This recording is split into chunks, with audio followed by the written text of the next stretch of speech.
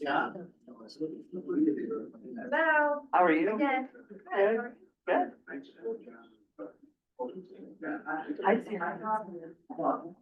Say that again. I do not. I don't see it anymore. Oh, there's this. No.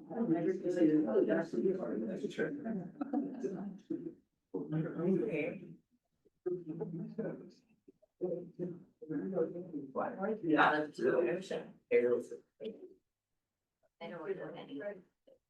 I think it was 5:07. Are we doing- By line. Luke, I know. It was very Huh? productive. We're good. Through a ringer for an hour and a half. 4 to 3. Where is the camera for Budget balancing. Right there. What about this one? It automatically- Come up with any solutions? It's very fast. That's That's impressive. Okay. When you talk, it'll add to It's it. couple things that we really Oh, need. no kidding? Yep, Sounds scary. it's kind of like the Brady bunch in a way, like that. Oh. Different inmates on us. Okay, well, everybody is quieted down, so that means we should start. Anyway, I'm Jeff Maris from WisPolitics.com, and I welcome you to WIPPS, which is the Wisconsin Institute for Public Policy and Service. There are hosts today and a co-sponsor of this event. I want to thank Eric and Luke especially. Luke is streaming this, live streaming it. He's also going to do a recording, and then welcome to the online audience as well. You'll get time to ask questions after each panel. We're going to do 2 panels today, so we'll have a lot to talk about.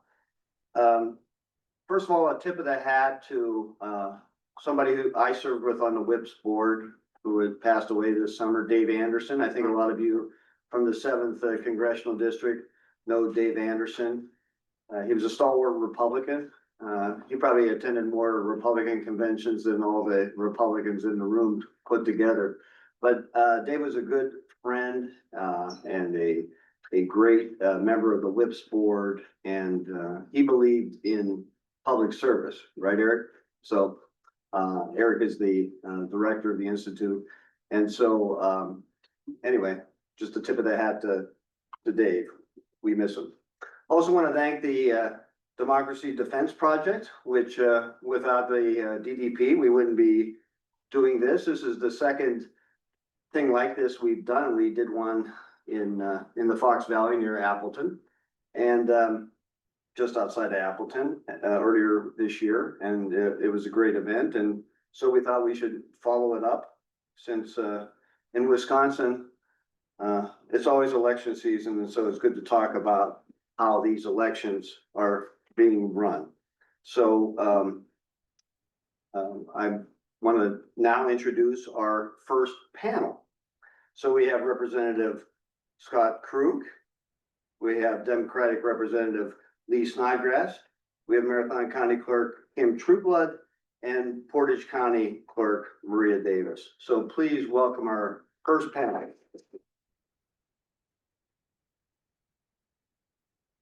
So, panelists, thank you very much for coming here today. I want to just start with our 2 legislators, one a Republican, one a Democrat. This is like the 3rd or 4th time I've moderated a panel with the 2 of them, so it's We're go-tos. yeah, right. Well, I think they have a unique relationship. The first time we did this, we did it in Madison, and they were during a time of, high partisanship, as we know. These 2 were talking about how to cooperate, how to forward bipartisan legislation. They did something really unique at the Capitol last month, late last month. They had a joint news conference. They weren't introducing bipartisan legislation or compromise legislation. They were introducing their own bills, but they did it at a joint press conference. So I just want to, that's a kind of an unusual thing. So I've heard that this week. So anyway, tell us, how did that come about? I think it was pretty extemporaneous that we both kind of thought at the same time on a phone conversation. So I was I was at my camper, we're down in Delwood on Castle Rock, and Lee and I had a Friday call with each other just to kind of go through what we're each thinking. Trying to figure out how to lay it out, and she goes, well, why don't we do a joint press conference? I'm like, well, you know what, I was kind of thinking the same. We could bring in a third party group and just kind of say, hey, these are the things that are gonna be worked on in the Capitol, you have a chance to weigh in, here's two legislators. And I will say this, and I'm, you know, I get grief for this all the time. I will tell people this all the time, that Lee Snodgrass and I are friends. Right? It's easy to text each other and call each other personally, but it's not always easy for people in the Capitol to say, I have a Democrat friend, I have a Republican friend. And I think that's the bigger project we're working on here, is trying just to say, hey, we may not agree on the issues, but we're friends. We talk about our families more than we talk about election bills, right? We talk about our common experiences as legislators and the frustrations we have, that, you know, we can kind of relate to each other a little bit better. So half the time when an idea is coming from one or the other, I think we're both thinking at the same time. That's where I was with it. Yeah, I'll just add that, I'm gonna be very honest, as a legislator in the minority, I knew we each had bill packages that we we're introducing in the same time frame. And if he introduced his at a press conference and then I introduced mine at another press conference, the headline would be about Scott's bills and an article, and then the last sentence would say, Democrats also introduced a bill package. And Lee has something, right, yeah. Let's be honest, and so, I mean, we kind of joke about the mutually parasitic relationship, in that. That I think we have been able to model, like, we disagree a lot, and we will push back hard on each other, and, you know, I did even. that the other night at my soccer game. Even get pretty frustrated, and I'll hear his voice and I'll say, I hear your frustration, you have a right to be angry about this, but I feel this way about this. And it's a skill you have to flex. It's a skill that's lacking in politics right now, especially in Madison. And as I said at the podium at our press conference, we will model civil conversations and civil disagreements, and meeting the moment right now with as hot as everything is in disagreement, sharing a podium, a microphone, if not a bill package, but sharing that space together to show that we can do this without wanting to kill each other, I think is really important. Okay, so let's just talk a little bit about the legislation before we get to the clerk's reaction. So when they had their joint press conference, they didn't, as I said, they didn't introduce one compromise bill, although in the past they have done things like that. They introduced two separate packages of legislation. So let's go first to a Republican, Scott Krug, who will tell us, give us some of the highlights of what your bill package proposes. Yeah, I think it's fair to say I've been saying the same thing about elections for 3 years since I took over the committee chairmanship of that, assembly committee after all the stuff that happened in 2020, right? First, I wanted to kind of calm the storm and actually get back to policy and actually figure out what it is that might actually really be wrong with the elections in Wisconsin. Because to be frank, they've worked since 1848. We had a blip during COVID. Do we really need wide scale changes, or are there tweaks we need to make? So talking to hundreds of stakeholders, talking to people around the country, diving into what everybody's systems look like, I figured out there's 3 things that voters want. They want to know that the person that's next to them who's voting is who they say they are. They want to know that person's eligible to vote, and they want to know who won the election before they go to bed, right? I always say those 3 things because those are the guiding principles to what my elections packages always deal with. So the first one, the most important one, the hardest one we have right now is knowing who won the election before we go to bed. That's where 90% of the issues in Wisconsin elections have come from, are late results.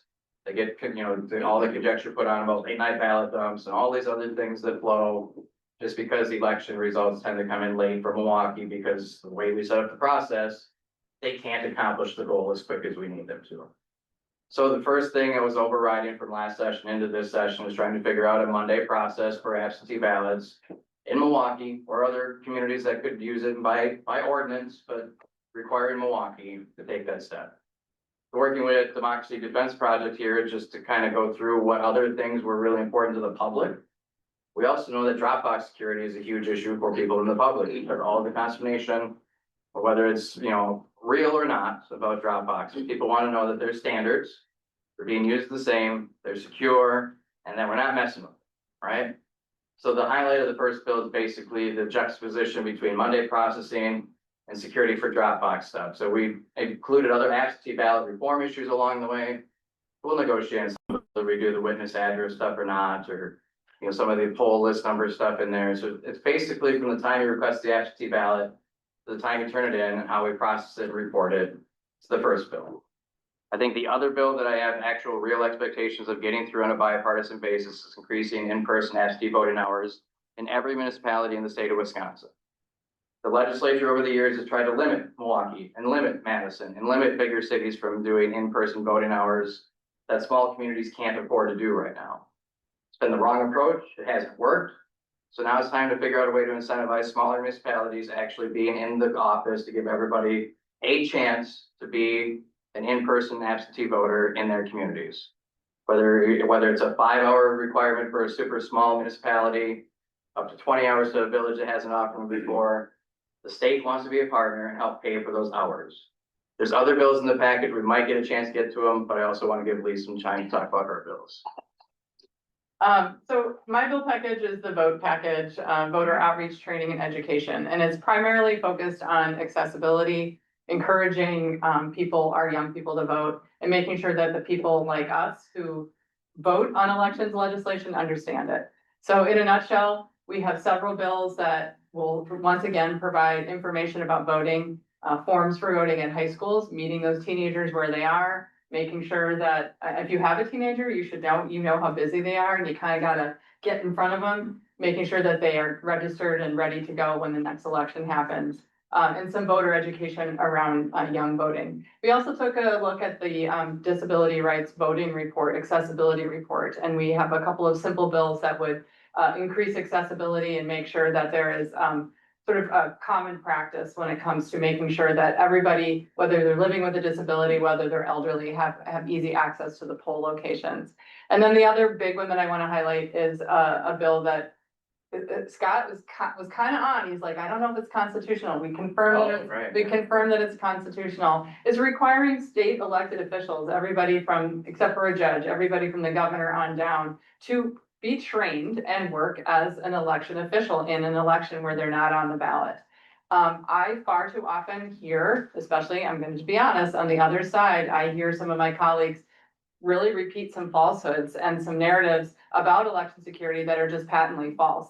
And I really think learning by doing is one of the best ways to understand a process. And I think if we're gonna be voting on this stuff, we better understand it. Plus, it's a great civic duty. So that is another one of our bills. Okay, so before I go to the clerks for their reaction and everything, what are the chances of a compromise bill, a bipartisan compromise bill passing the assembly and then passing the Senate? We can't forget that the Senate has to be part of this. Yeah, the Senate is a part of it. I've got a lot of good conversations with those fine people in the state Senate, right? I say it a little tongue in cheek. I love all my Senate colleagues. I think it's fair to say that after the elimination of the Senate Committee on Elections, it's gotten a little more of a strange path to try to figure out who's the lead, who's going to take these issues on in the state Senate. But they're also working really hard to try to figure out their dynamic right now with the 18-15 split. Trying to make sure that both of their caucuses can understand that we can actually work together on a bill. So I met with Senator Spicer yesterday for about an hour and a half and just going through some of the details on where the Senate Democrats may be on a bill, knowing that the Senate Republicans might now be more open to having more Senate Democrats come along with them on some things. So the dynamic in the state Senate is different. I have no doubt in the Assembly, we're going to come to an agreement on a majority of voters in the state Assembly are going to pass both those in-person voting hours bills and the Monday Dropbox bill. We're negotiating these things daily. Kim and I had a really nice long conversation yesterday with fellow clerks on some really detailed things within those bills that we have to tweak yet. And I think in the end, you know, through the conversation and the collaboration that we have, whether it's Senate Democrats that come along or if it's Lee and her colleagues in the Assembly that come along, I think the Assembly will be fine. Just trying to make sure the Senate gets there is going to be our only problem right now. So Scott and I have this continual in a loop argument, if it will, about an omnibus bill that he has to put together in order to get certain members of his caucus support and a clean bill, which I would love to see. I like to legislate on the issue at hand. The issue at hand is Monday processing. I want to have a bill that just addresses Monday processing. The politics of politics are the worst part of this game or this profession. And that is a greater challenge for, I would say, the majority party, because, they have a lot of people who don't think the things that Scott is doing is a good thing. They have a lot of people who think maybe talking to me, negotiating with me, working with me, Mark Spitzer, whomever, is not the way to do it if they have the votes. It is a challenge. I'm always gonna push back on getting something as clean as possible. He's always gonna push back on, if I do this, I have to do this. That is the work of this job. That is the nuance that doesn't make headlines.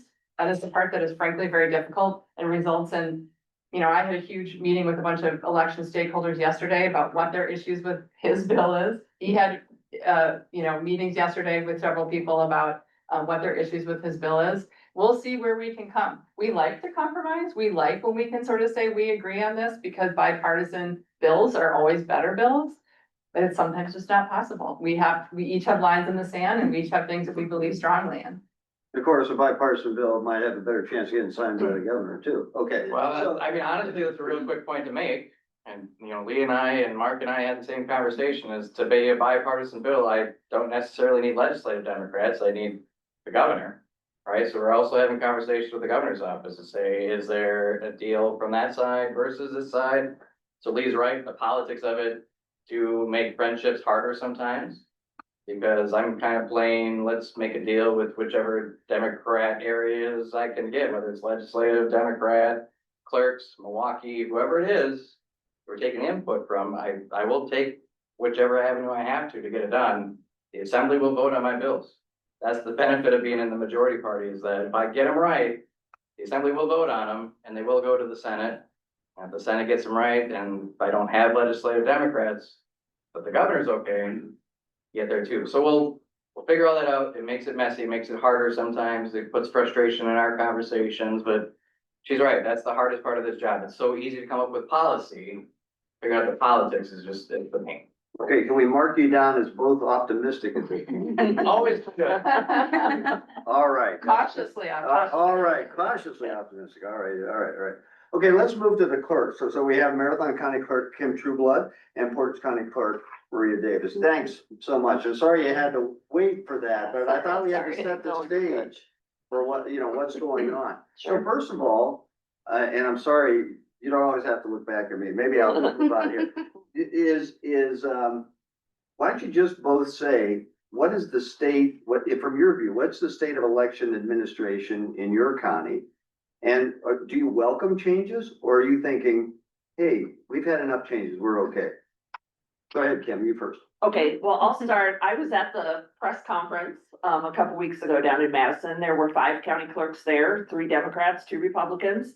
And we stood behind the legislators just to say, hey, we're a bipartisan group of county clerks supporting the fact that we have a bipartisan effort being put forward to come up with some good legislation that will help our residents. There is no benefit to Republicans and Democrats when it comes to elections getting at each other's throats. If we can find a way to work together to benefit our voters, that is what is important, and to ensure that everyone has access to the ballot in the legal way, best legal way possible. So I want to just kudos to both of you for doing that, and we are so grateful for the bipartisan efforts that are being put forth for our behalfs. I think in Marathon County, elections here in Marathon County are in a really good place. I have several of our Marathon County municipal clerks are here today, and they are the real heroes behind election administration. They're the ones who are doing the work. They're interacting with the voters. They are getting poll workers lined up to be at the polls on election day. So I think we have a great group here in Marathon County of very dedicated professionals who do their jobs and do them very well. And when we have issues, we address them head on. We solve them quickly, and we work together to make sure that our residents here in Marathon County can access the polls. There are some things definitely that we have talked about, and I met with Scott yesterday with one of my Democratic colleagues and then the election director from Milwaukee. Like he said, we went line by line through some of these bills to try to come up with some ways that we can improve some of the things that we struggle with. Again, the Monday processing is a huge thing that we would like to see address this session. So Marathon County's in a really good place and we really welcome some of the changes. Of course, we're working on the details of those, but we're excited about what the possibilities are. So one thing I was just gonna comment, the relationship that Krug and Snodgrass have is something that we have within our association as well. Opposite parties, but we're texting each other all the time, keep up to date with, you know, what's happening with our kids and what's happening in our personal lives.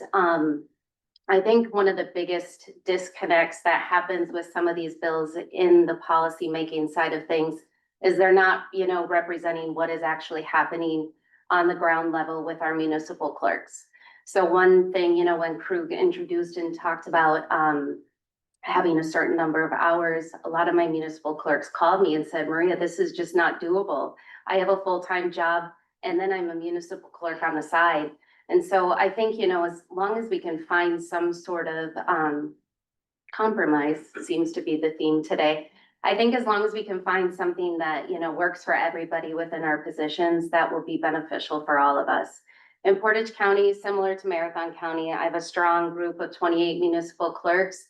We had a huge, you know, change of leadership in some of our bigger municipalities. My city clerk, you know, she retired.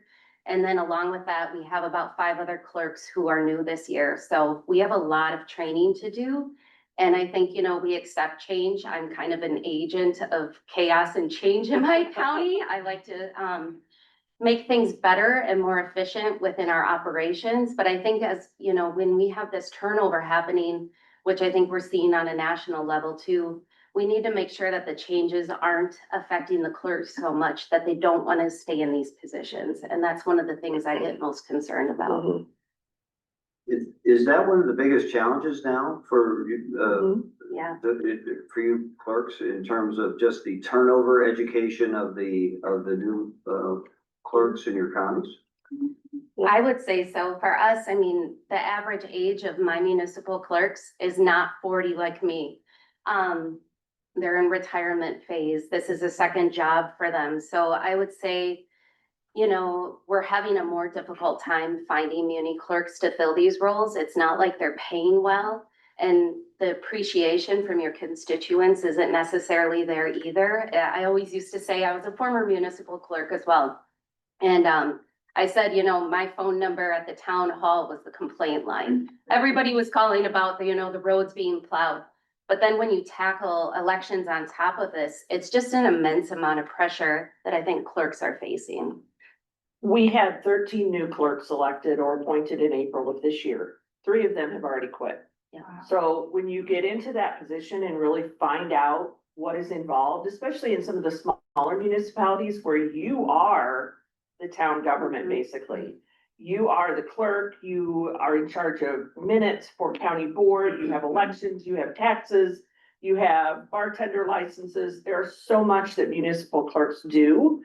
And it's an overwhelming prospect to walk into that job.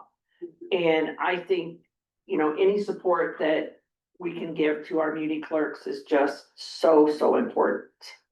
Okay, so there seems to be unanimity, or at least a lot of agreement on Monday processing of absentee ballots. So, but some of these other things do seem problematic. Okay, Kim, you mentioned already the idea of, well, what if you're going to have uniform early voting?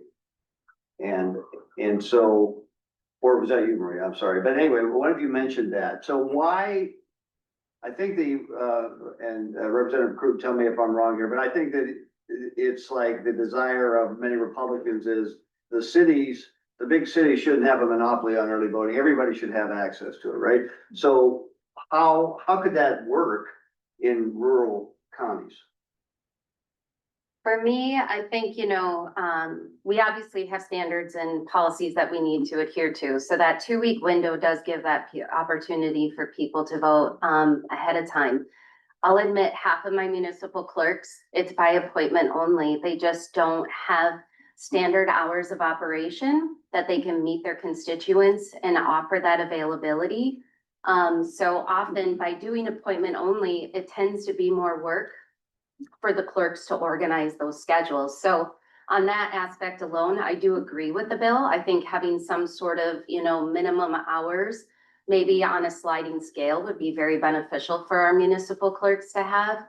But that is one of the biggest constraints, is finding that time that works for everybody. I mean, these municipal clerks are working over the weekends, working, on the evenings after they put their kids to bed. That's when I tend to receive most of my calls from municipal clerks, is because that's when they have the time to actually work on that. I do think, we need to make voting accessible as much as we can. That's what we're here to do as election officials. But I think trying to find that right equation of what suits every municipality and the number of voters they have will be a tricky thing. And I just think it's gonna take a lot of input from municipalities throughout the state. So we have had a lot of conversations with league municipalities and towns association. Municipal clerks have reached out. The way the bill was put out, it said 20 hours for everybody.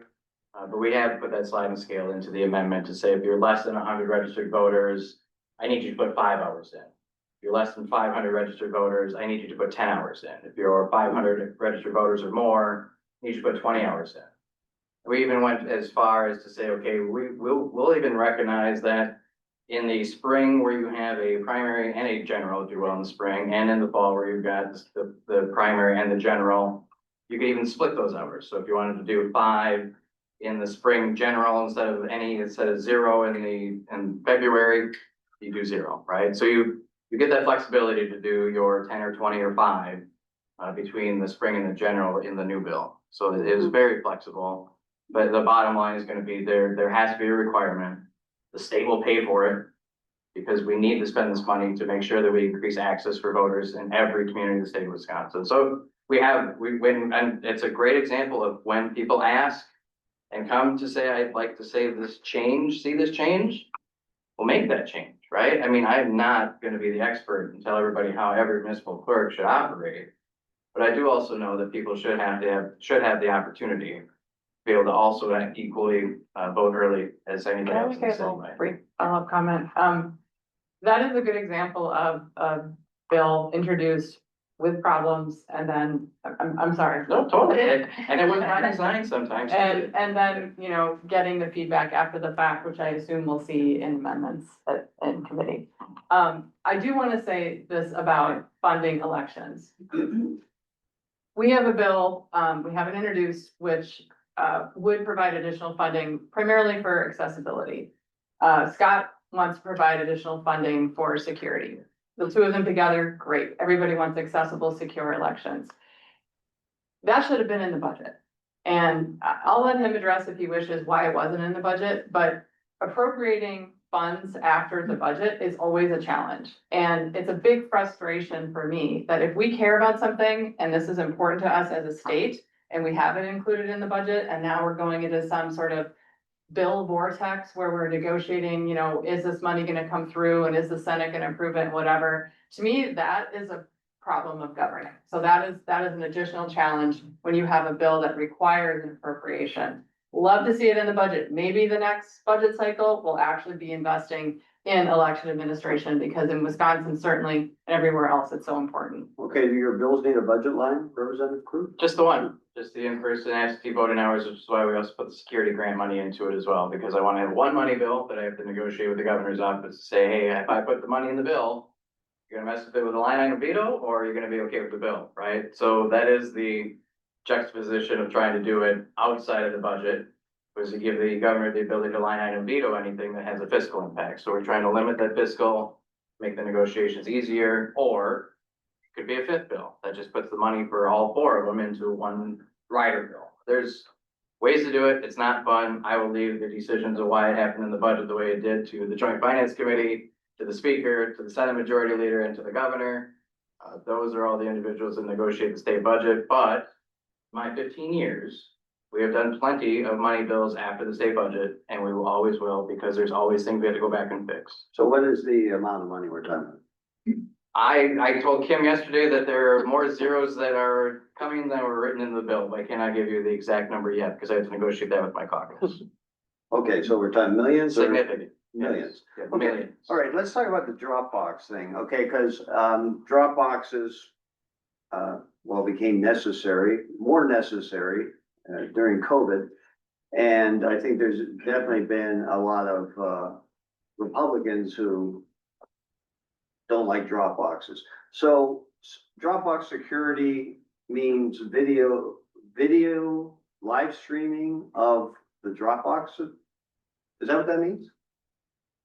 Dropbox security means all the standards put into place under the AC, under the Biden administration, all the standards put in place by the Wisconsin Elections Commission, and a requirement in the bill that then Senator Knodel and I wrote to require video usage as well. Something else that we added to the bill draft currently right now is the live streaming of video, which we've come to find out doesn't work. It's gonna be way too costly. So that'll be coming out. Collection teams where we had law enforcement presence in it as well. Doesn't work. There's some municipalities who are already stretched way too thin. Meetings yesterday. These things change every day, right? But standards for Dropboxes around the country, most states have video requirements for Dropboxes. Most states have storage requirements for that video. Most states allow them to be open records requested. So I mean, these are all things that are highly negotiable, highly open to be taken care of through this process that our friendship has created. And I'm willing to make some changes along the way, but we don't have to live stream. We don't have to have police. Okay, so how does that sound to the rest of the panel? I mean, first, I mean, what about Dropbox security? You probably get dozens of calls on that during election time, right? Well, Dropboxes are the purview of the municipality. So we have a couple in Marathon County and the municipal clerks do a good job making sure that their Dropboxes are secure, that they are marked well, that, you know, they do a good job overseeing that. That's one thing about Wisconsin that's unique is election administration, it lives with the municipal clerk. The county clerks are the chief election administrators of the county, but when it comes to the nitty gritty, day-to-day operations, that's the job of the municipalities. So we don't want to get into a realm where we're micromanaging the municipalities and their statutory duties. So I think that, you know, we need standards, we need guidelines, everybody needs to be doing it the same way. You know, standards shouldn't be stricter for Milwaukee and Madison than they are, say, for Village of Red Mountain and City of Wausau. Everybody needs to be following the same rules, same guidelines. Oh, and once they're approved, we're not gonna take them off the street corners anymore. Okay, Right. so, you know, I think let's come up with some standards, and let's follow them and hold everybody to the same thing. Okay, so I think we have to make reference, I think that was a joke about what happened in the city of Wausau. We call it without any provision. Okay, I mean, that's still bouncing around in the courts. courts, In yeah. the courts, I think. Who wants to explain what happened? Well, I'd love to take credit. And I'm sure I'll comment. Yeah, I mean, it's one of those things where elections get wonky and frustrated and contentious. Because one individual thought it might be a good display of their perceptive power to say, okay, I'm just gonna take this and put it where I wanna put it. Under the bill, what happened would not have been a crime. Because in the bill, that Dropbox didn't meet the security standards that we're trying to set, where it has to be secure, has to be well lit, has to be well, you know, placed appropriately. And so under the bill, what happened would not be a crime. It was still stupid, right? It wasn't the greatest idea to put on Facebook.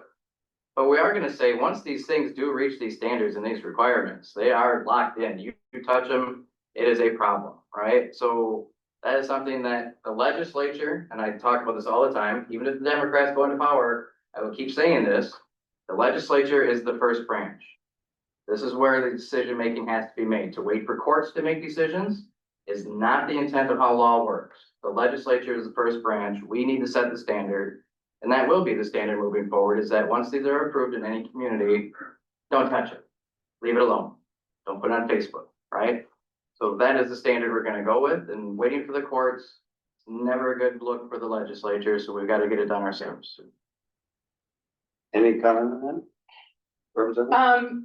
I mean, I think that the first part of what he said, I agree with, which is, it was a weird flex of power and a personal belief by an elected official that drop boxes aren't secure and have no place. I mean, fact of the matter was, it was going to be secured, it had not yet been secured, which is why he could put a hand dolly under it and roll it into his office. But speaking to your comment earlier about drop boxes, Appleton has one that's like literally a slot in a brick building where City Hall is, extremely secure. Menasha has one, again, in the parking lot of their municipal building, very secure. It's a bricked like little thing. There are gonna be variances by municipality just based on what that municipality looks like. But we have to allow for variances while balancing uniform standards. So should there be a loose, not bolted down drop box at a pick and save? Probably not. But is it okay if one municipality has it in front of their fire department and another municipality has it on a busy street corner with, that has cameras? That's probably okay too, if it follows the guidelines that are in place. It'll probably mean fewer drop boxes.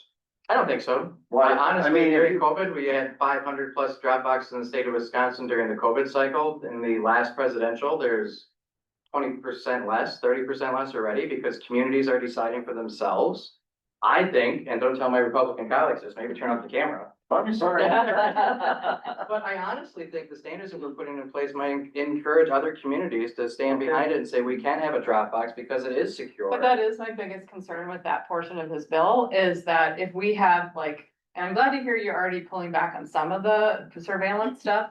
There is a fine line between, this is a secure Dropbox location and this is just so cost prohibitive or frankly just overwrought that we're just like, we don't want to deal with it.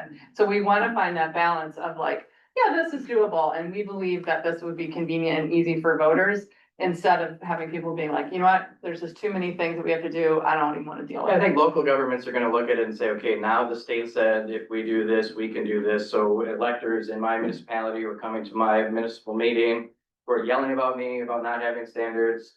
The state set the standard. We're gonna follow what the state said. We're gonna put it back out there. But Wisconsin Rapids is a What great already has example. standard or guideline? Well, guidelines are guidelines. Guidelines are not law, right? So that's what we have to do, is take the vast majority of guidelines and turn them into state law. So I think we're getting there. We're getting there. Okay, so Maria, you have been quiet. Did you say you really disagree or you disagree? Well, I will say as a former municipal clerk, Dropbox were not a concern in my community and my former municipality. And then when the ruling came out and the guidance came out, it did become an issue. And I will say I support drop boxes. I will hone in on this again. Our municipal clerks do not maintain normal business hours. So when voters cannot return their ballot by mail, they feel conflicted about whether they gamble and make the attempt to return it. And now they don't have that option to vote in person, because the guidelines or the law does say if you attempt to return your ballot, now you cannot vote in person on election day. So if you don't offer a safe and secure spot to return a ballot, that voter has been disenfranchised, in my opinion. My former municipality, I think the guidelines that came out in the administration manual were very unclear. They said clerk's discretion, but then also address your governing body of your municipality. So a lot of my municipal clerks called me and said, my board doesn't want drop boxes, but I need them to do my job. And so for lack of better terms, they didn't want to piss off their governing body and they just decided to not do it. And now they bear that burden and that complaint from their voters saying, we don't feel we have an adequate way to return our ballots. So I think drop boxes, as long as we have, steps 1, 2, 3 about how they need to be used and displayed and secure, then we do that. And that's just a non-issue in my opinion. I have family members in the state of Oregon and Colorado, and drop boxes are everywhere. And they have the same standards, and it does not appear to be a political issue. And in my opinion, it shouldn't be. I've heard people say, okay, you see a drop box on almost every corner, it's painted blue and it says USPS and it's got the eagle on it. The carrot So, though. okay, let's talk about that. If I live just a couple blocks over here, if I put my ballots in the mail to go to City Hall, which is 3/4 of a mile down the road, that ballot is going to go to either Milwaukee or Green Bay. And then it's going to have to turn around and come back. You know, clerks, you guys get absentee ballots back that were postmarked 2 weeks ago. Yeah. Sometimes it takes that long now. The mail is ridiculously slow. And if a voter puts that ballot in that blue mailbox, there is no guarantee. Election is on a Tuesday. If you put it in the mailbox the week before, there's no guarantee that that clerk is gonna get it by 8 o'clock on election day. So if the voter can drive up to their municipal building, somewhere that's safe and secure, and deposit a ballot where they know the clerk's going to get it. Yep. Yeah. Okay, It's a so I'm win-win. actually here, I'm actually hearing some agreement that, the Dropbox security Need a is. seat for a state senator. We just need a Republican state senator to agree. All right, well, that's good. I think that we set the stage there. I'd like to have some questions from you folks before we go to panel two. And then, Luke, maybe some questions from our audience out there if they have any. You gonna have a question? Bob? Okay, go ahead. They've changed this many times as to who can drop off Mhm. for them, Yes. or if they have to be in person dropping off a ballot. Is there anything that's going to change in that respect? Yeah, there are some things that are so messy that I don't think there's a political answer to that besides what the courts have already said. So my best opinion on that is we would like to leave it to what the court opinion currently is. And I had this conversation with Mark Spicer yesterday where we wanted to make sure that in the Dropbox standards, I wanted to make sure that they were ADA accessible. It's like, well, ADA accessible is great, but what if there's somebody riding with somebody else? Can they take the ballot from the individual, put it in the Dropbox? So yes, we are having that conversation to make sure that we're not impeding on that ability to make sure that somebody with, accessibility issues can still access a Dropbox. So we're still working through some language on that, but this is something we talked about even just yesterday. I think it's ridiculous that a husband or a wife couldn't return a ballot for their spouse. I think it's ridiculous that I can't return a ballot for my elderly and sometimes infirm mother. It's not ballot harvesting. It's not a crime. I would like to see that change. If there's a path, sounds pretty prickly. So that will not be included in legislation. No, not directly, no. Okay. Any opinion on that? No? I don't know. To me, I mean, who walks it to the mailbox shouldn't be an issue. Who walks it into the clerk's issue shouldn't be an issue. It's not like we're identifying them Yes, in where's- regular. Yeah, where's your ID? There's your brand. Yeah, I mean, we're not selling liquor. We're not harding people. That's not what our job is to do. Our job is. Go. That might complicate the passage of the bill. Yeah, so to me, it's just a simple act in the democratic process of voting. You're just returning your ballot. So for me, it's not an issue. And back to, one of the original comments, they're the ones making policy and politics plays into their roles. Politics does not play into our roles. We just have to do what the policy is set forward with. And so to me, I always just say common sense is what should prevail every time, but that never does. So. Hey. That's probably another thing we could agree on, right? Less than I should. We resemble that. Yeah. No, you're trying. Yeah. One really simple question. 10 years ago, drop boxes were non-existent. How did people vote then? It was more difficult and people were disenfranchised. We want to do things that encourage people to vote in all the legal ways possible for voting. And it's my opinion that drop boxes is part of that solution.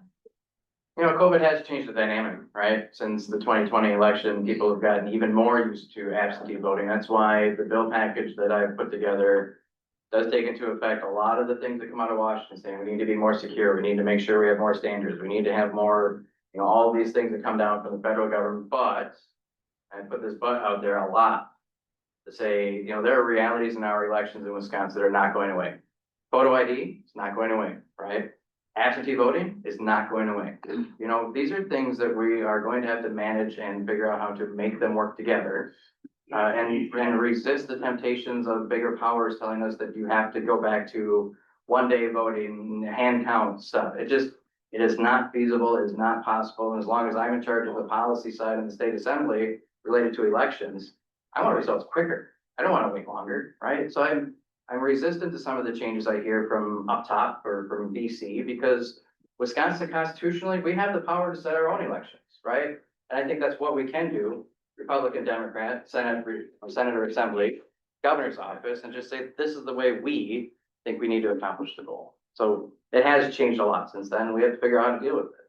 Thank you for not having hanging chads anymore.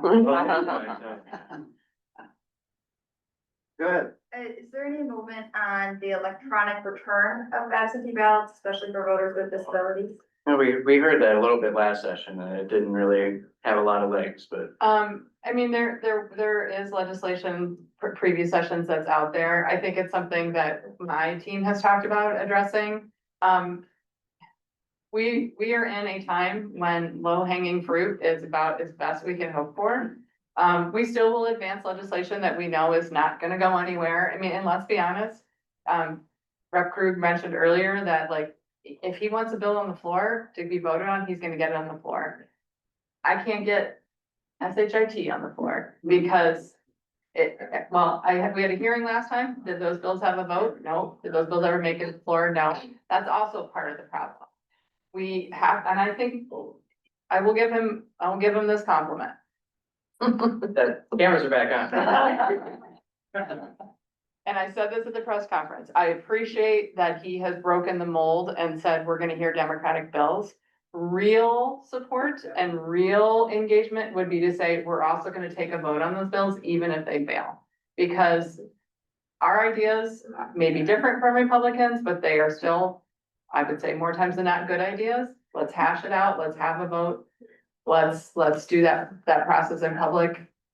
Will we get there eventually in Wisconsin? I think I'm pretty hopeful. I'm not going anywhere. We'll see what happens. No, I was trying to convince her to run again. I'm running again. Oh, good. I've been out. Whoa, there's a declaration. There you go. Wow, I'll be making news today. All right. What about some other questions? Go ahead. Yes, this is probably something nobody wants to address, but is there? We're good at that. Is there anything in Madison to eliminate this archaic, outdated practice of parties submitting names to election clerks or poll workers? It's, I mean, clerks, some of the clerks, and Kim can attest to this. We've had clerks in Marion County that have 5 to 10 names at times that have been submitted. I mean, what's the difference? What party you belong to, if they're sitting behind the table handing that ballot to the voter, the machine counts it anyway. You know, it's a great conversation piece for us to start. The bills we're talking about right now, we'll be dealing with October, November, maybe into early December, but we still have a lot more time. Sounds like the state senate committed to being here January, February, and March. We want to start working on something related to it. I know I've got some legislators who have some input on that as well. I mean, I'm happy to start trying to hash out something that might work better. Well, what would work better? I know I wouldn't just. You know what works better? Because I have my chief election official registered with both parties.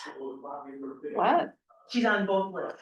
I tell my clerks, tell your experienced poll workers to reach out to the party of their choice to get on their list. Otherwise, you run the risk of getting those lists from the parties and you have no experienced poll workers. So that's how we have handled it here in Marathon County. I say, contact the Marathon County Dems, contact the Republican Party of Marathon County, say, I want to be on the list, poll workers. And you're not the first clerk I've heard say some of their poll workers, and the poll workers push back on that. I don't want to be partisan. I am a nonpartisan election official. There is no partisan way to hand somebody a ballot as a Republican versus a Democrat. You don't do the job differently because of your party affiliation if you have one. So they push back on that, but then you run the risk of not being able to work an election if you don't declare a party. So there are people who play the game really well. You can declare two parties, they'll let you do that. Well, if you get on both lists, You- they don't talk to each other. Yeah, she means get on both lists and call both parties. Well, like Kim just said, they're not communicating with each other.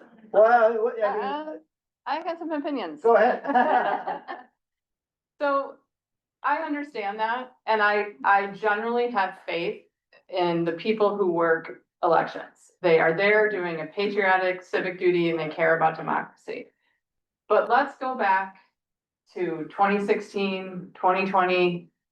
Unfortunately, there are people, and I'm just gonna say it, it has happened more in the conservative wing of the Republican Party. Unfortunately, there are people who bring bias to the polls, even though they're trained and they're supervised, and sometimes those biases come out in actions or attitudes which can intimidate or discourage somebody from voting. And I think that the goal is to make sure that we don't have, especially, let's say, in a more conservative county where there might be more Republicans, we don't have a preponderance of election denier doubters who are just there to make sure things aren't being, elections aren't being stolen versus somebody who's like, I welcome everybody, regardless of color, skin, or language that they speak, to the polls, so long as they're a citizen, we are happy to help them vote. So it's a sticky issue, and thank God we don't have time to address that right now. Because it's definitely gonna be a challenge for us, I think, in future sessions. So you're saying that'd have to be a separate, that wouldn't be part of any bill package? No. Okay, so I think we have to talk a little bit about the timeline here. So, there's this state Supreme Court election coming up. Yeah. I mean, so ideally, don't you want new changes to be done well in advance of that? Always, right? I mean, that's been the goal since the beginning of this project, is to find the right time to introduce election bills. In a 2-year cycle, there's no right time. Like, I mean, I want it done as quick as I can, and hopefully this November, we can get these bills across the finish line to give some time. But in the end, there's just no real good time to introduce election bills, because we have elections in Wisconsin all the damn time, right?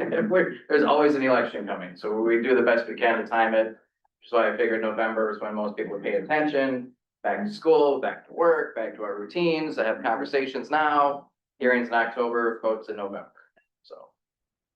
Okay. Well, any closing thoughts before we go to panel number 2? I'm good, yeah, I just want more conversation. If you've not reached out to me and have concerns about what you hear, just talk to me directly. I'm not gonna bite anybody's head off, right? I'm open to conversation, open to making changes, announced a few today. If I can get some changes done and I get some more partnership, then we can work on other things too. And it spreads to the Capitol. The more that we do what we're doing, the more other legislators wanna do the same. So it's not just the, but that's where it starts. Yeah, and I may not hold the gavel or have the same influence that Rep. Krug has, but, I still have my way, so. All right. I just want to reiterate what I said earlier. We're just so grateful for the bipartisanship that's being demonstrated in Madison. I will Only- echo, yeah, I was only just it gonna can spread. say, yeah, I'll echo that, and, I guess thank you to everybody for coming and being interested in our work, so. All right, let's hear it for.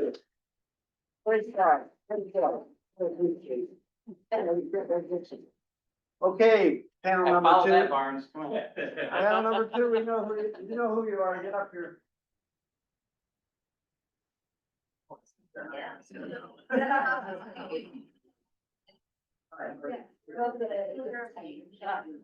Good job. Thanks. I get far right. You take whatever.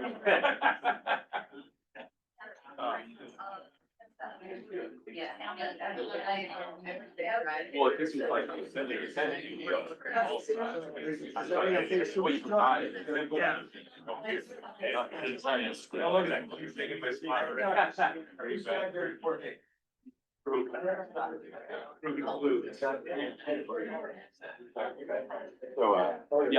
just put rise on the PW Health Board, and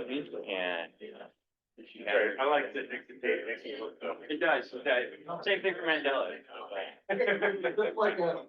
What that? I know, it's just a lazy beer. So you don't want. Just, I never intended it. No, you can. I just have it so it's not gonna cut for you and I'm still here. I think it's better if I stand here because. Water bottle.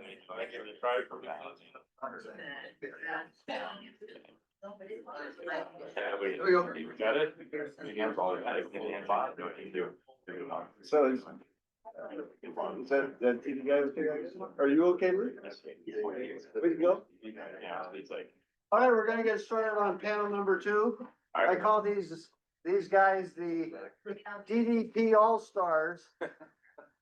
So because, they're big names, and, from my reporting history, and, I consider you all good friends. So thanks for being here. So we have former Representative Congressman Scott Klug, not Krug, Scott Klug, who represented the Madison area. We have former Republican Attorney General J.B. Van Hollen. We have Mike Tate, the former State Democratic Party Chairman. And we have Mandela Barnes, the former Lieutenant Governor and U.S. Senate candidate. So let's hear it for us. So, you know, I know this is about elections, but we're really here to talk about the governor's race. I'm just. Just kidding. Just kidding. Okay. JB and Mandela might be in. And I do, Mike? You're a household name. Yeah, not in a good way. Yeah, right. Okay, let's just talk about, you know, you heard what happened here, and I don't think we need to get into some of the nitty gritty, but what do you consider to be the state of election administration here in Wisconsin? I mean, you've been to some of these, you talk to people all the time. Are we fair? Are we good? Are we excellent? Go ahead. Yeah, I mean, I would say we're good. And what we just heard earlier will put us on the path to becoming excellent. I don't think there have been many issues with ballots here in Wisconsin. There've been frustration. The frustrations have, you know, certainly been felt, and a lot of it is justified. I mean, if you are in a race where you are, you know, you get to the point, it's getting late at night, and all of a sudden those numbers change drastically. It will be easy to be very frustrated. In 2018, it was on the better side for me and Governor Evers, because we were waiting, and we saw these ballots that get counted in Milwaukee, and it turned in our favor. And should be noted too that former Governor Walker didn't call into question the election results. And what I will say is that if we had a more thorough process to make sure those ballots are counted earlier on, it would assuage the concerns and the frustrations that people have. So I would say that we're good. It would be great to be excellent. Okay. I agree with much of what Mandela said. I think we're good. I think we're very good. I think that our clerks do, just a thankless job, whether you're in the smallest community in the state or you're in, Milwaukee, the biggest municipality. I think that the challenge that they face and the, bills discussed, I think are very important that would add value to our election process. But I think the biggest challenge we face isn't are our elections administered fairly? It's what is the perception of how they are? And DDP's done some polling on this. There's some people that have questions. We've seen that number get better, but with respect to some legislation, I was told, if they're simply allowed to open the envelopes on Monday, the day before, flatten them out. It's not the counting, it takes a long time, it's the flattening. They're able to do that, and I'm not in the weeds on any of the stuff that the two legislators talked about. Milwaukee would report probably no later than 10:30, 11 at night. I would love to go to sleep before 3:13 in the morning, which is when I turned off my light last November. Yeah. And we're also seeing, not just one, we're seeing, municipalities around the state with more and more and more early votes. Brookfield had central count for the first time. Right. Racine moved to central count. Red counties, blue counties, et cetera. So I think our elections are run really well. I think there's some changes we made to make it easier on our workers and make sure voters have transparency and understanding that, your ballots are counted and then elections are fairly settled. Right, two things, not just the Milwaukee thing. Right. Right, and DDP polling, Democracy Defense Project polling showed that Monday processing was popular. Yes. In the state. Okay. Immensely popular. I think that was a 79% issue amongst members of both parties as well as independents. So I think we have a very good system here in Wisconsin. I think we've done a very good job of making sure that our elections and our polling are safe and secure. I think uniformity is one issue we need to address. I will not say that we have perfect elections or that we ever will.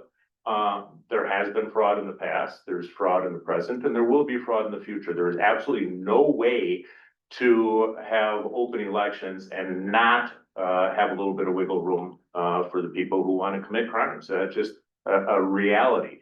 But what we as the Democracy Defense Project are trying to do, and I think successfully, is to tell people if they lawfully cast their ballot, it will be counted. That is the important part. The fraud that occurs is people who aren't supposed to be casting ballots, and I don't think it's enough that it really swings elections. But if people legally cast their ballots, they're going to be counted. And there's been an awful lot of hoopla around the country indicating that that's not the case. In Wisconsin, I think all of us from extremes of both parties and everywhere in between will agree up here because we study the issues, we poll the issues, we know what's going on. We want to make people confident that our elections are safe and secure. That doesn't mean that we can't do more to increase that confidence, which I think is a lot about this legislation. I mean, people, especially Republicans, scream about a ballot dump in Milwaukee and it causing elections to be skewed. Well, the cold hard reality is not a ballot dump. Cold hard reality is that it's our laws prohibiting the clerks from counting all these ballots in time to get prompt results reported to the general public. If we can pass simple legislation to give people more confidence in their electoral process, by all means, that's to everybody's benefit and that's something we should do. With regards to ballot drop boxes, I think uniformity is important. I mean, it's very important that if my municipal clerk decides that we're not going to have a ballot drop box, that means that some people in my municipality don't get to turn their ballot in for whatever reason. It isn't really fair when somebody in Milwaukee has that access. So I think uniformity will give people more confidence that elections aren't skewed by giving some people in the state easier access to voting than other people in the state. Simple things like this are the things that we're trying to promote. We've done some polling that have shown these to be extremely popular issues. And fortunately, we have state legislators in both political parties who listen and are taking action. And we're out there to help encourage that. Okay. Yeah. So, you're gonna hear all sort of singing the same song here, but I mean, I think the problem in Wisconsin largely is perception. And, the major problem in Wisconsin's been the Milwaukee counting system. So you get pushback from Republicans who don't like this idea about changing the way the ballots are counted.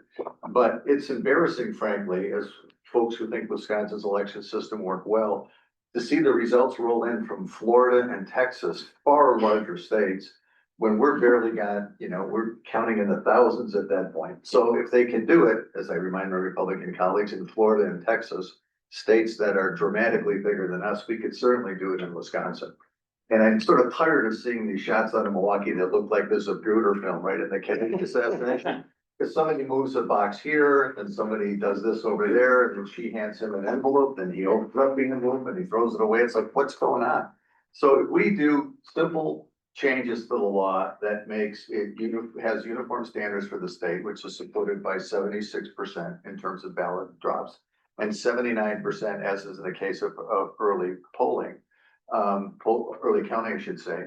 I think we can clear up the last of the little mystery that remains. But we're all up here because the facts are there's no significant evidence of voter fraud in Wisconsin. Never has been, never will be. It's not how we run the state.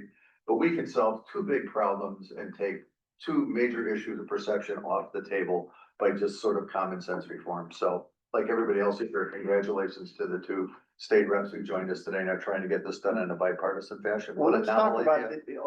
let's talk about the uniformity part in terms of the ballot drop boxes and having early voting hours. How much would that go, you know, JB, you already weighed in this, but how much would that go toward making people feel better about those who don't like the way elections are running, make them feel better about the elections?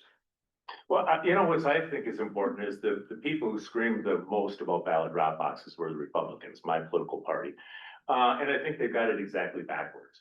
The lack of uniformity is something to scream about, but the drop boxes themselves are not. They've been ruled to be legal. They're here to stay. We don't have to embrace them, but as long as they're here to stay, let's make sure we make that system work the best possible. And the reason why I think it's inappropriate for the Republicans to scream about it is largely our base is in rural part of Wisconsin, not the urban part of Wisconsin. The rural part of Wisconsin is the hardest place to vote. I live in an extremely rural part of northwestern Wisconsin. We go through great pains to notify our municipal clerk when we want to get our absentee ballots and how to turn them back in, and we have to go to her house, and we have to do that when she's not at her day job. And we're fortunate that we're able to do that because we have her cell phone number because she's a friend of ours. And these are huge hurdles to jump through. Yet, if I can get the ballots mailed to me and then I can go just drop them off the drop box at the town hall where I go to take my garbage every Saturday morning, it's pretty easy to do. And those are the areas of the state that really need something like that access. We've heard so much discussion about municipal clerks and how they don't all have the time to make appointments to have all this stuff done.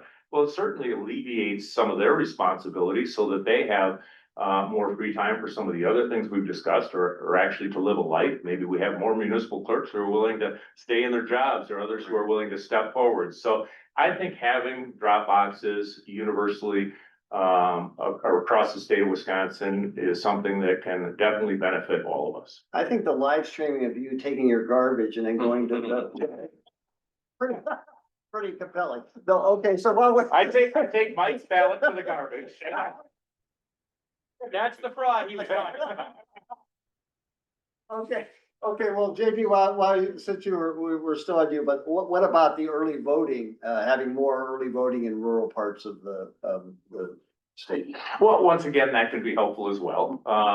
There are, once again, access issues and times that people are around. I think the more access for people who are lawfully entitled to vote, giving them more opportunities certainly helps the process. You know, just election day makes it very difficult. People are busy, they got something going on, they're out of town, who knows what's going on. There is no real problem with that early voting. Of course, it's difficult to find the ways to staff it, especially in the rural areas. Once again, drop boxes help with that. And if I could, Jeff, I mean, I've worked in Wisconsin politics since 1998.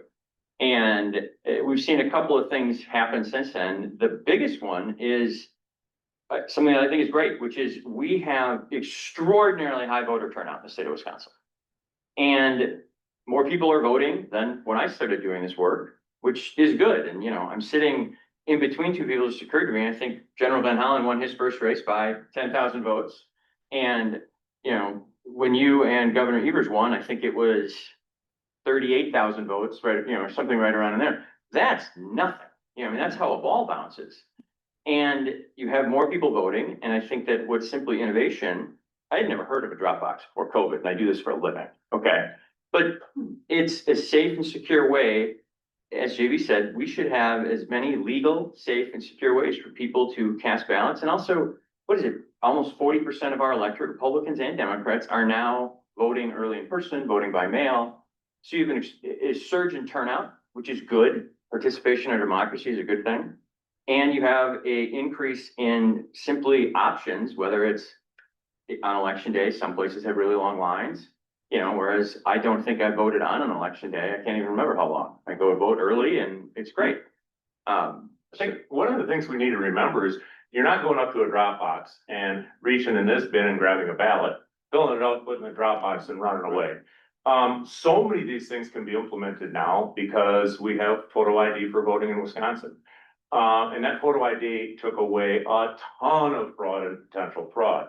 Now, no matter how you're going to vote during these systems, whatever the method is, you're going to have to use your photo ID, whether it's to get an absentee ballot, whether it's to get a ballot to vote early, whether it's to put it in a drop box.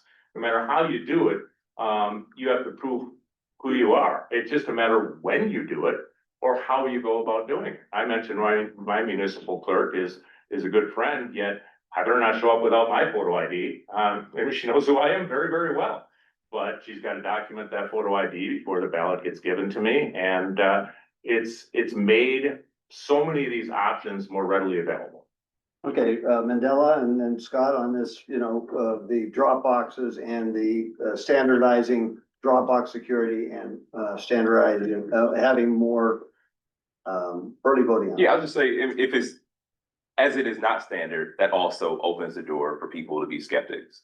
And if there are the same rules across the state, then people know that they are doing the same exact thing, whether you're in Beloit, whether you're in Bayfield.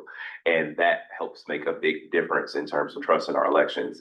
Being in an urban center, having a lot of drop boxes readily available to cast a ballot at a fire station, at a library, it makes it so much easier. And while that might not be the case in more rural areas, at least people know that the process is the same.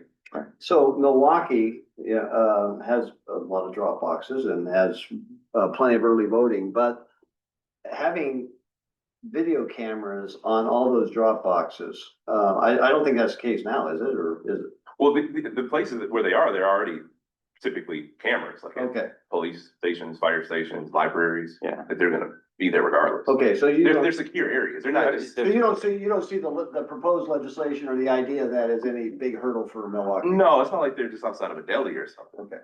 Yeah, I think the only hurdle. Trust those delis. Yeah, and we're not here to get into the weeds of it. I think the hurdle, and I think you saw Representative Kruger, it is a fiscal hurdle for each municipality, because keeping data, and I learned keeping data for a while can cost money, but again, I think that, where drop boxes are now in Milwaukee, where I also live, is, I believe they're in very secure locations. God, you have anything you want to add? Well, as the Chicago Cubs roll into Milwaukee this weekend, my father, who was very active in Republican politics when I was growing up, always said when he died, he wanted to be buried in Chicago so he could stay politically active. So, yeah, I'm here through Thursday. But I do think, part of it is, it's interesting, you go back and look at the history of election reform, some of the things that people complain about, cameras in counting centers, were actually part of the reforms after the Bush-Gore recounts, because Florida was such a disaster. They said, what we want to do is make it transparent, and we're going to put cameras in counting centers and cameras in polling places. Except there's no play-by-play, right? So you don't know why Jeff's handing Mandela a box and what the hell it does. So I think that the lesson from this is that election reform is always going to be ongoing. There's always going to be changes. There's always going to be new challenges. One of the things I feel a great deal of sympathy for are the clerks, because it's harder and harder to get poll workers because of the climate we've created. Now, I'm sort of a lone wolf howling about this, but there's one state in the country that has a very novel approach. Nebraska is the only state in the country that subpoenas poll workers like you subpoena jurors. And the idea is that way you draw on a group that's not necessarily politically active, which frankly, if you figure out who most poll workers are, they're probably pay a lot of attention to what's going on in elections. So you get a group of people who are more sort of agnostic of what goes on. And if you look at Nebraska elections, about 40% of the poll workers at any one time are actually subpoenaed. Jurors are subpoenas, and they have to work as poll workers. So you want to pull off an election fraud where 40% of the people don't even want to be in the room to begin with. Good luck to you. And it's made Nebraska elections, it does two things. It gets the clerks poll workers, and it teaches people who are not active politically how well the election system works. And a lot of people around the country are looking at the Nebraska system, and some people push back to say, well, you're a Republican, you shouldn't believe in forcing people to do government service. But I think it would add a different level of appreciation for what poll workers do. It gets more poll workers in the door to make the elections easier. And it educates the average voter who's not that, who sort of fell asleep through the Wisconsin election history lesson and political lesson in 6th grade. They get a better appreciation of how the system works. So Yeah, it's not part of any of the legislation. Clerks have had to engage in a lot of education here in the past few years. Go ahead. I'd like to address the poll worker issue a little bit too, because I had something I wanted to say when the gentleman brought up the archaic methods of picking poll workers. And I agree that there's room for improvement on how they're selected, But I think for purposes of what we here are trying to do to educate our voters as to the safety and security and nonpartisanship of our elections, of course, we'd like to have all kind of nonpartisan poll workers, right? However, one of the biggest selling points we have to people is saying, you know what, there's many Republicans as there are Democrat poll workers, which should give you confidence that things aren't being skewed one way or the other. It actually gives people confidence in the process, knowing there are people watching from both sides. It also, I think, is interesting when I talk to people of both political parties who have been poll workers, who have been skeptics of the security and sanctity of our elections process. Once they've been a poll worker, they come out and say, you know, I believe in the system now. It does work well. I've been there. I've seen it. So it's kind of nice because those are going to be the people who are going to be the most outspoken in public, who are going to tend to cast the most doubt on our elections process, who are now hopefully being educated to either talk positively about the process or at least not say anything at all. So even though in an ideal world, we'd like to say anybody can be a poll worker, there are some perception issues that having Republicans and Democrats there really help us with. All right, so I'd be get bad marks as a moderator if I didn't bring up Donald Trump and his proclamations about elections and the administration, what it's doing in terms of suing states on their lists. Okay, so what happens when? There, you brought it up, moving along. Okay. What do you guys think when, you know, the tweet comes and you're here bipartisan, displaying bipartisanship, elections are run pretty well, they can be a little bit better, let's make improvements, and then he drops one of his bombshells. What's your reaction to that? You go like, oh boy, I guess we're gonna have to keep doing this a few more years. Well, I think the challenge for Republicans in Wisconsin, was JB Eisted on the left, ironically, on the table here, but Not as you're looking at this. that's true, that's a safe right statement. It is that, there's just no evidence to support claims of widespread voter fraud. It's never happened in Wisconsin. When you do recounts in close elections, sure, numbers move, but they move like 60 or 100, 15,000. If that, right. Votes don't change. And I think we just sort of have to worry about what Wisconsin says, and the president's right to say whatever, has the right to say whatever he wants to say, but it's not sustained. But, for Scott, he knows this battle in the legislature.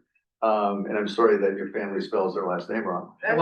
We'll get it right then. But the question for Republicans is, do you want to solve the problem or do you want it as an issue? Well, And I think what JB and I would argue is solve the problem and get it off the table as an issue because it undermines confidence in the election system and in American politics, period. Well, I'll start out by saying that probably pretty evident, I'm a Trump supporter. I think he's been a great president. I like so much of what he does. I don't like everything that he says. And not everything that he says is thoroughly thought out before he tweets it. Elections have been state-run forever. I mean, that's the way they're mandated. The federal government does not have control over our elections. And as much as he may want to say that it's going to be otherwise, it's not. So it's unfortunate that he would say something that would mislead the public. But the reality is that it's as far as it's going to go. And I just think, the former Democratic Party chair is going to start advocating for states' rights here, but, You're coming around, you're coming around. I just think that from an unfortunate perspective, obviously I'm not a Trump supporter. My concern is that, that simple request, put aside the motive, sends a signal to voters that is false, which is that there is something to be skeptical of in our election process, whether it's Wisconsin, whether it's, in any other state in the country. And I do worry, and I don't think it's by any means a majority of the Republican Party. And look, I'm former party chair. We have plenty of people in the Democratic Party that are, not our best selves. But I worry that, when you have somebody saying that if people don't trust the results of our elections, it really gets to the heart of where our democracy is. And I think why all of us, on opposite sides of the aisle from the Democracy Defense Project joined together is to make sure, one, we're advocating that elections are as free and fair as they can be, but also saying, hey, our elections work and they work really well. And I don't really like the federal government, I don't like the federal government poking around in our election process. I don't like the federal government poking around in our public libraries. I think Wisconsin does it well, and I think most states, in general do it well. Yeah, and I'll just add too, it is very frustrating for a president to make the claims that he's made, because we've seen just how far people will take it when he makes claims. Right. And I mean, that's just something we shouldn't forget.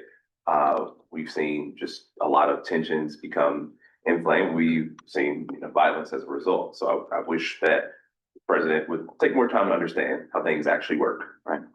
Okay, but his Justice Department is also suing states on their voter list. Trump's calling right now. All right.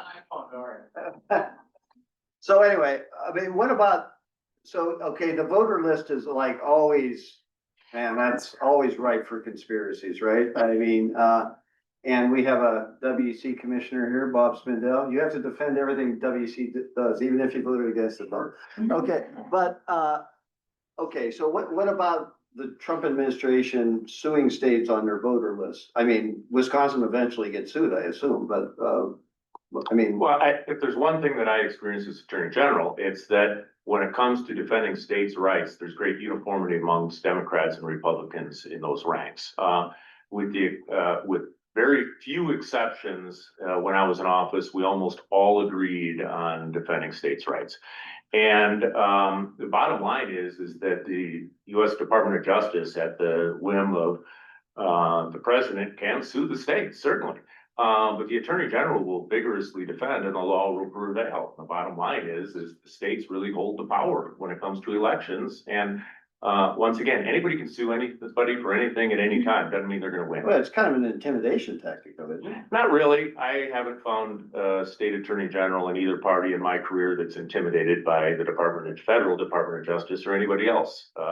They've got great staffs and people who know what they're doing, and they do their job and they do it well. Okay, anybody else want to add in on that before we go to questions?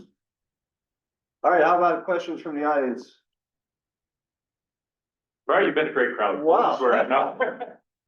Huh? No, everybody's silent? Well, I just have one observation. Go ahead, observations are okay, go ahead. Now, no offense to anybody in the room, but the gentleman on the end there brought about Nebraska. They only have one house in their legislature. That's true. That's what I said. I said the best thing about Nebraska is that went to state senate. Careful now. Just an observation. Oh, so you mean it's easier to do, or just because they don't have a right? Well, I don't know, it's, Oh, okay. what the gentleman was talking about with their election thing, there's a lot of good stuff coming out, so I don't know.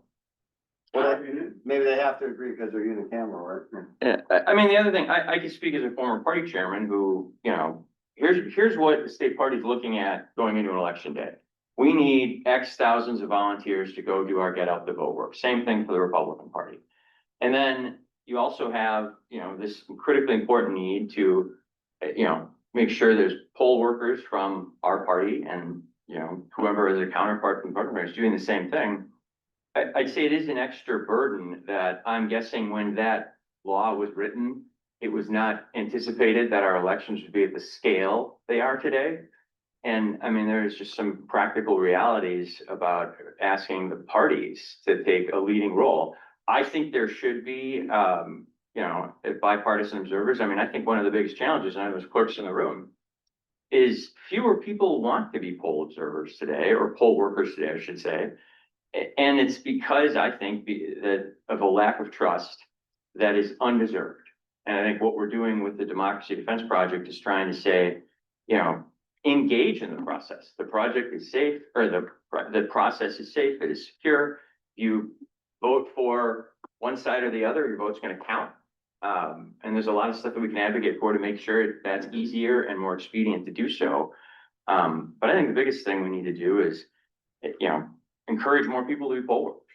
I mean, I think that, I don't know if there's any clerks in the room that would dispute that. I mean, we need more people to be poll workers.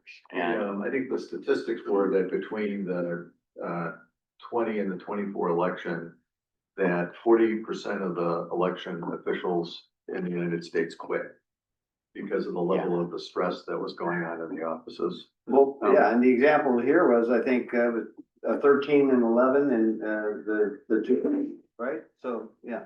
Yeah, so it's, I mean, it's a serious problem. And again, I think, you know, all of us here, I'm sure, would celebrate anybody in this room who's an election official and does it. My wife's family's from Maryland. My mother-in-law used to work for years in Lincoln County on elections and everything else in the world. And, you know, for her, it was in a lot of ways a great achievement to be involved in American democracy, but it was also, it was a great group of people who got together and worked the polls and, you know, baked a lot of stuff. I was just gonna say, the recipes alone. What, and I don't, this hasn't been addressed today, but I think it warrants being said that I think great kudos go to our two state representatives who are pushing to, in addition to changing the law, to making sure that they're funded as well. Wisconsin legislature and governors are no stranger to unfunded mandates. There've been way too many of them in the past. And this is a typical one where you're asking already overstressed clerks at all levels to do more, and you have to give them the funding to be able to do so. And we also just, I mean, frankly, we live in an environment, I mean, I know that, you know, clerks in red counties or red municipalities and blue municipalities get threats. And I think that's awful. And I think it's obviously anything remotely related violence is completely unwarranted and, you know, a stain on our society. But, you know, it is incredibly important that we continue to just push forward with the work we're doing. And again, I do think it's important with Representative Snodgrass, Representative Krug, which is, this isn't gonna make a TikTok reel, this room, unfortunately, Jeff. I know that, you know, Jeff. Maybe Mike started dancing. Jeff Mayers seems to have successfully told WisPolitics multiple times, which I just continue to not understand, but it's a great business model. But you know, you have a Democrat and a Republican who not only stood next to each other, standing next to each other right now, and they just fist bumped each other when JP said that. I mean, that's what we're talking about here. Is there are, to the extent we have challenges, there are bipartisan solutions in that, you know, look, we have a federal government that's closed right now. You stop the average person driving by here, they're like, oh my God, the biggest thing I'm frustrated with is how can you, they want no side will talk to each other. It's happening, but it gets drowned out by the noise and, you know, the videos on our phones and everything else. And I just think this is why it's so, our work as a Democracy Defense Project is so important, because we just cannot give up on educating on what is happening, which is in Wisconsin, you cast a ballot, you can count on it being counted, tabulated, and safe and secure. But you know, there's a lot more noise than there's ever been before. All right, well, let's go around and just end on that note about, you know, lowering the political temperature. I mean, it is, you know, obviously with political violence is rampant, you know, and so I think that this effort in its way is trying to lower the political temperature. I mean, do you feel like that's part of your mission? Oh, for sure. It's both part of our mission, and I think that it's just happened naturally. I mean, I was, you know, drinking bourbon at a bar last night with JB Van Hollen. If you told me a decade ago. Was there any photographic evidence of that? Because you guys are supposed to get smacked on that. No. Yeah, right. But you know, and we're joking about, you know, different, you know, telling old stories and stuff. And I think that besides the natural thing of us conveying that this is bipartisan, what it's shown me is like, hey, you want to know the best way to solve differences is just have a conversation with somebody. As you know, the two representatives are talking about. And I think that, you know, and former Congressman Dave Obey said, you want to know when things started to really break is when, you know, I'd go to work and fight with some Republican, you know, ranking or chairman. But then, you know, after work, it's like, oh my God, our kids are on the same Little League team. So you end up talking. Yeah. And I just think dialogue in face-to-face, not through screens, not through anything else, is so incredibly important. And I've developed a tremendous amount of respect for General Van Hollen, for Congressman Klug, simply about being on phone calls with them and doing stuff like this. And, you know, we have dinner the night before, we do these things. That I think that that's a natural byproduct of what our work here has done. And I think that that's the way out for this extreme moment we're in. Anybody else want to weigh in on that? Go ahead. Yeah, I mean, not a whole lot to add. I mean, look, I have had a chance. I was in the assembly for like your last 2 years as Attorney General, and I remember, you came to my office before we met, as you did with every other incoming legislator. But obviously the understanding was that wasn't going to be a whole lot, we necessarily agreed on it. They're still not like, he has his politics, I have my politics, but at the same time, on the issues like this that are so common sense, we talk, and then I'm just happy to talk to him anyway. Like, he's also an Iron Man. Was. I think it was. But no, in all honesty and sincerity, like when you can have that dialogue, and I think what you were talking about is beyond policy. Society in general has lost the ability to have a true, open, and honest dialogue. That's not on the screen. That's not in the comment section. And as this has happened in the world around us, politics, which was already so fiercely contested, is only going to experience the worst of that. And to the degree that we send a message beyond voting, which is really, elections are really our gig on the Democracy Defense Project. I'm hoping in some small way or even a larger way, we send a message that hey, he gets personally attacked or he gets personally attacked, I'll be on the front lines coming to their defense as people. And that we need more of that civility in society.